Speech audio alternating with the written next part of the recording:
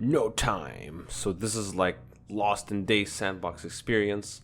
If you've enjoyed Back to the Future, you're gonna absolutely love this game.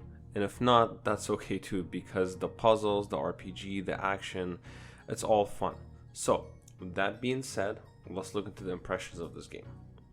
Alright, so right off the bat, just to get it out there, this is still early access, so this is not the complete product. It can change in the future. And even says here in the disclaimer when you load in the games, etc, etc. Now getting in, the controls are pretty easy to figure out if you follow the tutorial, which is, I'm thankful for. You can load game, save game. The only thing I hate is that you have to depend on the car, or as I call it, DeLorean. You have to depend on this car to load and save the game. I wish you could have a checkpoint throughout quests, so that if you complete a quest or if you've reached a certain point, you can just save your character's position there, so that you don't have to go back to the car. And as you can see here, we're going back to October 25th. These are the coordinates that we put in the car. You go back to this town a lot throughout the quests, through different timelines, and you gotta make sure you can avoid yourself during these timelines. And I'm not gonna spoil too much here. You're gonna see for yourself when you play this game.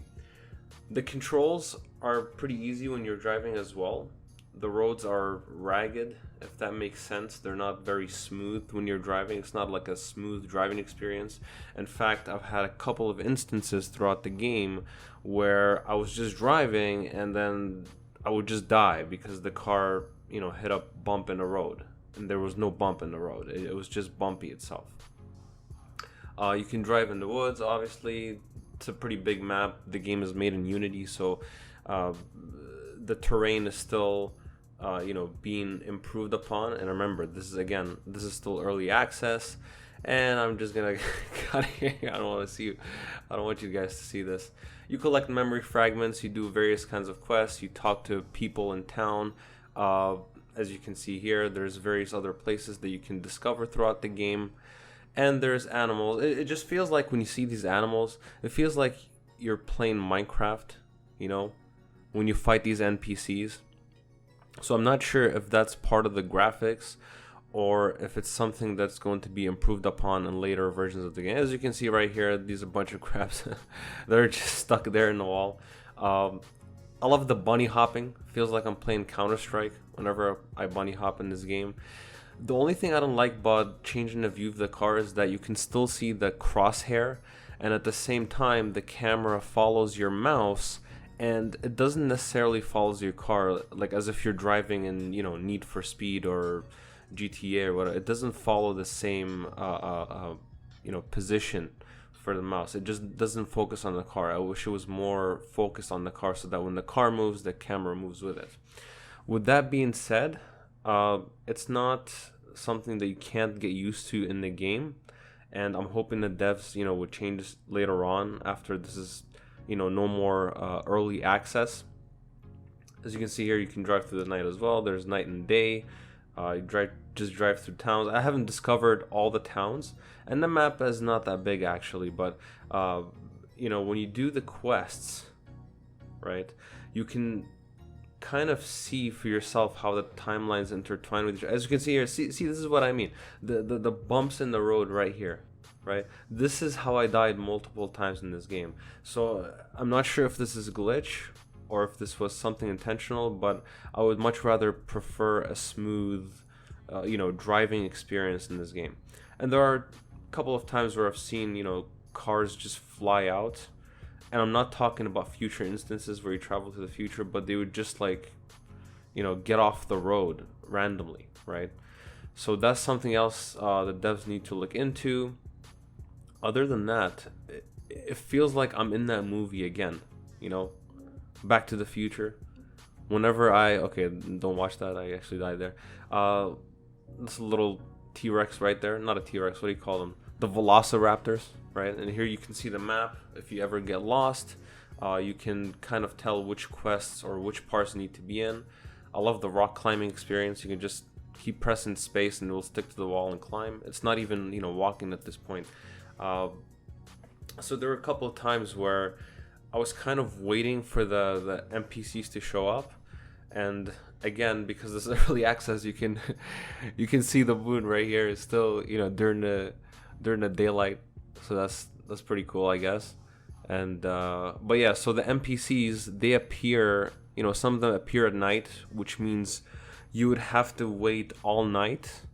I'm not sure if there's a strategy you can employ here to you know, not have to wait a certain time periods for the NPCs to show up, right? Or for the quest to start.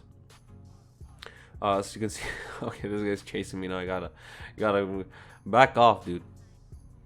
Oh, holy shit! I almost got stuck. As you can see, I'm bunny hopping again. This is so fun to bunny hop in this game. It's like a smooth experience. You don't even have to learn it like Counter-Strike. It just does it for you if you just keep pressing the spacebar. So that's good. When this guy's gonna keep chasing me? Holy shit! All right. I'm hoping he would stop. Let's see what happens. Maybe if he doesn't see me. Maybe if I just stay there. Oh, never mind. Never. Oh, can I fight? Wait, can I fight him? Let's see here. Come here. Come here. You can punch it. I think I'm dead. Oh, he just stopped. He just stopped attacking me for some reason. All right, that's good. That's good. This is a good thing. Okay, let's see. No one has no response. So there's a lot to explore, you know, in this game. And this is what I mean. You have to wait all the way till nighttime to see the accordion man, for example. And I'm not gonna spoil, you know, too much for the game for you here. But the game is puzzlish in a way, even though it says action RPG. There is action RPG involved. It's just you have to solve puzzles throughout the game, so that's the fun part about it. And you can look at the map, you know, if you get lost and whatever, you can make sure you're in the right coordinates, right? And there are doors that only open when the NPCs show up, which is sometimes late at night, sometimes in other times, right? You have the health bar and you have an energy bar, which is not even a bar, it just looks like an apple. And the weird part is, and again, this game is still in early access, is when the apple energy runs out, nothing really happens. You don't actually die. So I guess that's a good thing, but I would love to have that pressure of having food and drinks with me all the time. Otherwise, you just run out of energy, right? Here's another memory fragment I'm collecting right here.